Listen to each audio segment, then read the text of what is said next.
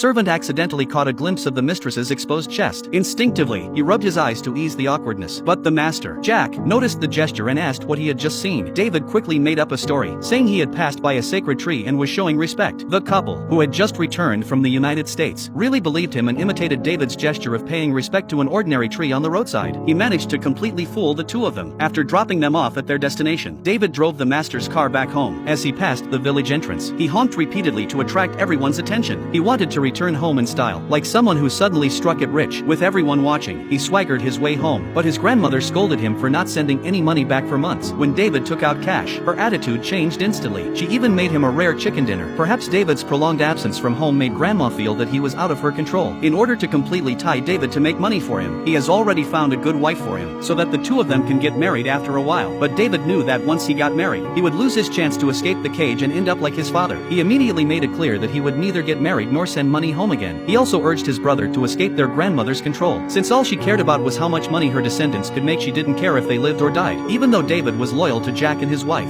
One day, the usually gentle Mistress Ellie lost her temper in front of guests, because his uniform was covered with grease and dust, and his hands often scratched his private parts, and David's mouth smelled bad all day long, and his teeth were covered with yellow stains. When David brought her some coffee, Ellie made him pour it out without taking a sip. Afterward, he looked at his reflection in a plate and saw his yellow teeth. He smelled the stench from deep inside himself and resolved to make a change. Later, David went out and bought toothpaste and a decent set of clothes for himself. He tried to break lifelong bad habits. Back home, David began brushing his teeth furiously in front of the mirror. No matter how hard he scrubbed until his mouth was raw, the stains wouldn't come off. Just like his lowly status, it couldn't be changed. From then on, David became even more devoted to Jack and Ellie, completely ignoring the divide between master and servant. That night, Jack and Ellie stayed out late partying at a bar, perhaps seeking some thrill. Ellie kicked David out of the car and took the driver's seat herself. As a servant, David didn't dare refuse and let them fool around. Both of them were clearly tipsy, and Ellie drove faster and faster. David began to feel uneasy, but since it was already 2 a.m., he didn't think much of it. Yet in the next second,